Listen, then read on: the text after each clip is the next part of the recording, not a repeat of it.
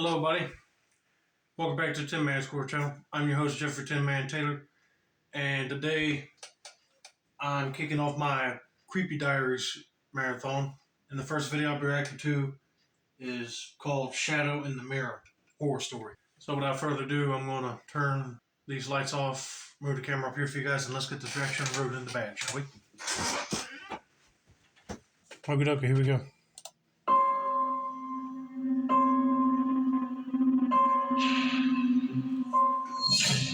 I awaken abruptly in the dead of night, my heart pounding against my chest like a drumbeat in the silence of my room. An eerie chill drifts through the air, sending shivers down my spine. I glance over at the mirror on the opposite wall, and in its silvery surface, I see it a shadow lurking in the darkness that wasn't there before. Okay, off the bat, it's already sounding spooky. And I hate those nights too where you have a nightmare and then you wake up from deep sleep and you just jump up in bed, sweating, panting, like what just happened, you know? But it'd be kind of creepy just seeing a shadow in your room, that's for sure. Fear grips me like a vice, paralyzing me for a moment as I struggle to make sense of what I'm seeing. The shadow in the mirror seems to move ever so slightly, as if it has a life of its own. My breath catches in my throat, and I feel a sense of foreboding wash over me. I try to convince myself that it's just a trick of the light, a figment of my overactive imagination. But as I watch, the shadow grows more distinct, more defined. You know, I would have probably passed it off as somebody's imagination running wild for sure. But if it starts moving like it's somebody right behind the mirror and it got a life of its own, then it ain't your imagination, it's real. It takes on a shape, a form, a shape that resembles a human figure, but twisted and distorted in a way that is deeply unsettling. I reach out tentatively, my hand trembling as I touch the cold surface of the mirror. The shadow follows my movements, mirroring my every gesture with uncanny precision. It is as if it is mocking me, taunting me with its silent presence. A sudden sense of dread washes over me, and I step back, my heart pounding with a mixture of fear and curiosity.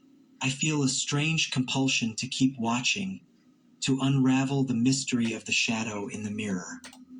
Me personally, I would have probably said, nope, I'm sorry, the room is yours, I'm out of here. But I'll be doing more research about if that mirror came from some yard sale from another house and a spirit might be trapped in there.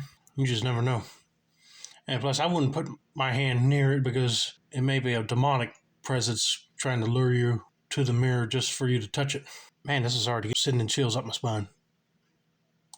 As I gaze into its depths, I feel a sense of unease creeping into my mind. The shadow seems to pulsate, to throb with a malevolent energy that seeps into the very fabric of my being. I try to tear my eyes away, to break free from its hypnotic hold, but I find myself unable to look away. I am trapped, ensnared in its sinister gaze.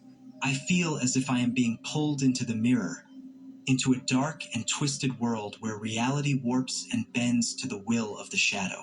Suddenly, a voice whispers in the stillness of the room, a voice that is cold and cruel, sending icy tendrils of fear down my spine. You cannot escape me.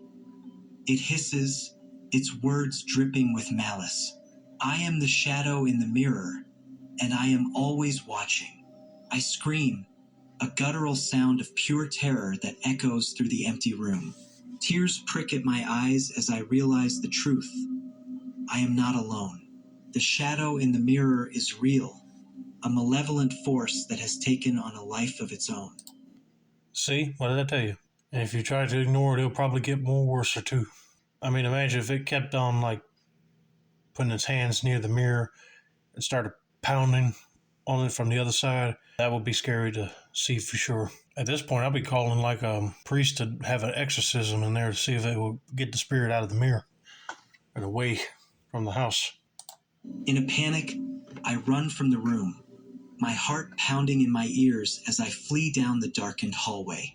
I can feel the shadow's presence looming behind me, a dark specter that dogs my every step. I reach the safety of the living room, my breath coming in ragged gasps as I collapse on the couch. I sit there, trembling and afraid, my mind racing with 1,000 questions and no answers to be found. And then, as the first light of dawn breaks through the window, I steel myself and return to the room where the mirror hangs.